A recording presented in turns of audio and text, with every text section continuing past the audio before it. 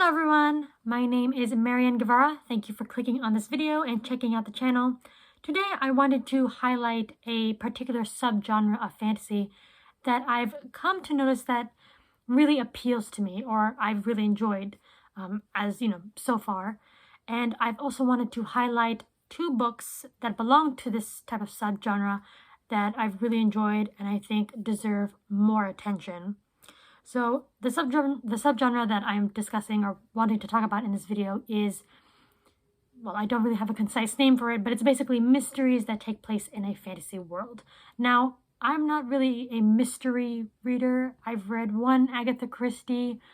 I have enjoyed, Sir Arthur Conan Doyle's Sherlock Holmes stories, but mystery has never been a genre that really appeals to me.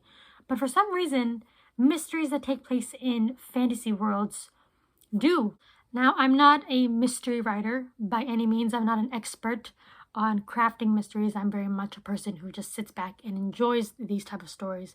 But I don't know, with a fantasy world and maybe the inclusion of a magic system, I've always thought that, mysteries were, yes, I think a bit more fun, but then also a bit more difficult because you're going to have to construct a mystery that is able to operate within the boundaries of whatever magic system is in the world. Obviously, you can't have a magic system where you say an incantation or you perform a ritual and then it's revealed who's done it. Obviously, there needs to be a mystery that's still there that the people have to solve, and magic is just the means to do so. And I feel that just adds a bit more spice to mysteries, I feel that it's just a bit more thrilling compared to mysteries that take place in our world with our world's limitations. So anyways, I've been enjoying some of the books that I've been reading out of that subgenre, and I wanted to highlight two reads from it. So the first of them is The Hexologists by Josiah Bancroft. Now, of course, if you are a subscriber to this channel, if you follow me on Instagram, you know that I'm obsessed with the Books of Babel by Josiah Bancroft, and this is the first book in his newest series, so The Hexologists, and this takes place in in an Earth that's an alternate 1920s, 1930s era, and in this world you have magic, but then alongside it you have technology, so you have the two sort of parallel, operating parallel to one another in society. In this world, there are four major branches of magic. You have wizardry, alchemy, necromancy, and hexology. And what's fascinating is that each branch of magic requires you to be sort of proficient in a certain skill set. So for instance, if you want to get into wizardry, you have to be good with languages. And then for necromancy, it requires, singing songs. That's how you activate the magic. So you have to be sort of good in that area. When it comes to alchemy, they use stances. So it's a very physical form of magic. And then you have hexology, and that requires you to be proficient in drawing, because you have to draw certain symbols, and if you draw them a certain way wrong, they just don't work. So I do like how you have a certain skill set attached to each branch of magic. Bancroft also goes a little bit into the evolution of the branches of magic in terms of how they are esteemed or viewed in society. So beforehand, there was this great war that turned out to be quite devastating. And at the time, wizardry, necromancy were considered the most,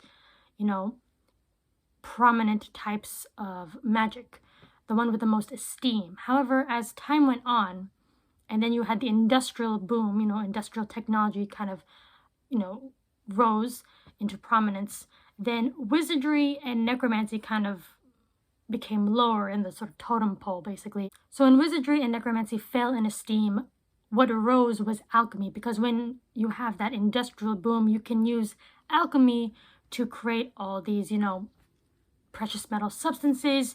You can use alchemy to help power certain devices. So that is what rose into prominence, and a lot of alchemists became quite rich with regards to business. And then you have hexology has always been sort of on the on the wayside, that's kind of been viewed as like a very quaint type of magic, because once again, technology has sort of begun to replace hexology. For instance, like you would create a hex, like midwives would use hexes to, ease the pains of childbirth, but then, you have drugs now. So it's really fascinating to see how these branches of magic have ebbed and flowed over the years. So as you can tell from the title of the first book, we are following someone who practices hexology. In particular, we're following two people, a pair. A married couple, Iz and Warren Wilby, who branded themselves the Hexologists, these private investigators, detectives, basically who you can go to when you need, a bit of magic to solve your problem, whatever that may be. And in this first book, they are approached by the royal secretary, who has sort of sought out their help because the king is in trouble. He has some form of magical ailment, and Iz and Warren are kind of, reluctantly dragged into solving this case. Bancroft's beautiful prose is still here, and it's such a vibrant, lush world that's full of not only magic but mythology and a lot of crazy, kooky characters, incubi, talking dragons. I think one of my favorite aspects of this book were all the magical objects that Iz and Warren had at their disposal to use in their cases. The specific power that each of these objects had, and just seeing the ingenuity and the creativity that Warren and Iz had in using these items and helping them in their case. I thought it was really clever. The mystery itself was just also very intriguing. It's a very twisty type of mystery, pretty winding, in fact. And on top of that, I think you have some really great character work here. I really enjoyed following Iz and Warren Wilby. There are a couple that it's sort of opposites attract in a way. You have Iz, who is, more prickly, antagonistic, and then you got Warren, who's like this big friendly bear. And because I really enjoyed these characters, I also really enjoyed seeing them respond to this world that Bancroft has put them in, because similar to the Books of Babel, Bancroft touches on themes of like social injustice. In this one particularly, sort of the exploitation of the poor, the lower class. So already you have a compelling mystery, with plenty of twists and turns, but you have other interesting elements that are operating in tangent with it. You have a fascinating magical system. You have, a character dynamic that's very entertaining to follow. And then you also have a lot of these societal themes that are being highlighted.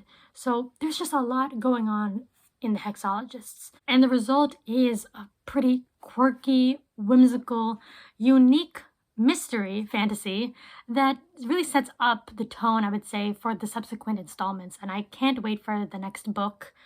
But Bancroft does it again, He's managed to create another series, another world that feels fresh, at least to me. So the second book I wanted to discuss, you would have seen if you saw my most recent book haul video, and that is The Tainted Cup by Robert Jackson Bennet. Now, I've never read Bennet before. This is my first read from him. I mainly know him from the Foundryside trilogy, even though I'm pretty sure he's written other things before that. But yeah, this is another mystery that takes place in a fantasy world. And yeah, this is very much, it's similar to the Hexologists in a sense where there's also the presence of technology. But while the Hexologists, it's more of like an industrial revolution type of technology. This one is very much, it's like straight up science fiction-esque technology. I would say this is very much mystery, fantasy, science fiction. And similar to the Hexologists, I say this one takes place in a very fascinating and unique world. At least it stood out to me. So this takes place in an empire that reaches, touch the coastline, the eastern coastline. And in this world, there are these leviathans, these titans that live in the sea, that emerge from it, and threatened to basically encroach on the land, on the eastern side of the empire. And so the empire is kind of divided into different sections. And so obviously people who live in the east, near the coast, are in constant danger of leviathans. There are giant seawalls that are meant to keep them out, but, you know, every so often a Leviathan will manage to punch his way through and disaster ensues. So that's just a basic overview of the world. Obviously, the plot of the book, The Tainted Cup, is actually a mystery, a murder mystery, because we have a high-ranking official in the government who has been found to have a plant has burst forth from his chest. It grew from inside of him, and you have this sort of Sherlock Watson duo trying to discover what caused it or who caused it. And what makes The Tainted Cup stand out to me is just that, yes, you have this sort of fantastical world where you have these sea monsters, these leviathans, who are threatening to, you know, encroach on the land and bring destruction. But then you also have elements of sci-fi in here as well. This is a really interesting genre-bending book, for sure. Because, yeah, you have, you know, mystery, you have sci-fi, you have fantasy going on to varying degrees. And, yeah, what makes the world stand out is that you have these individuals who have been genetically altered for whatever purpose.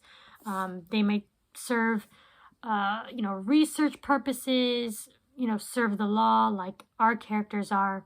So, for instance, one of our main characters, Din, who is sort of like the Watson in this Sherlock Watson duo, has been genetically altered to be able to retain everything that he sees. You know, everything he's able to take in, and he's able to do it through scent. I also really like how Bennet just handled the plot. I felt that whenever the story would shift a bit to focus on establishing this impending threat of the Leviathans, whenever the story kind of honed in on the societal issues, problems that are plaguing the Empire, it never felt that Bennet kind of lost, you know, the thread of the plot. It never felt that the mystery was on standby. We were always following it. We were always getting new clues. We were always getting new reveals. And it kept me intrigued. Like, I remember I was going through this book pretty fast because I really wanted to know what was going on. It kept me on my toes, and it provided reveals that made sense. Like, you know, there were legitimate clues there, and it was just very satisfying.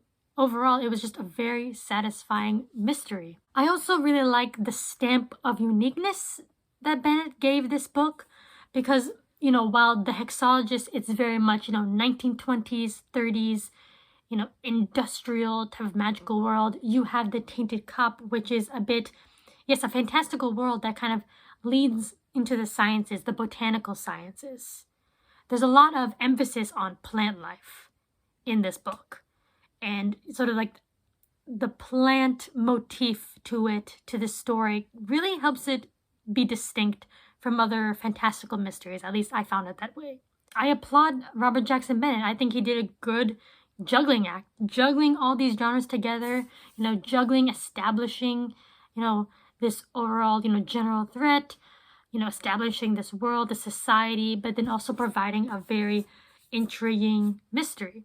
So yeah, that was my video on the Hexologists and the Tainted Cup. I highly, highly recommend these two books. I basically decided to make this video because I feel that both of them deserve more love. Both of these authors really need more attention drawn to them because these stories, fascinating, unique, distinct from one another, highly entertaining, and they have a flair to them.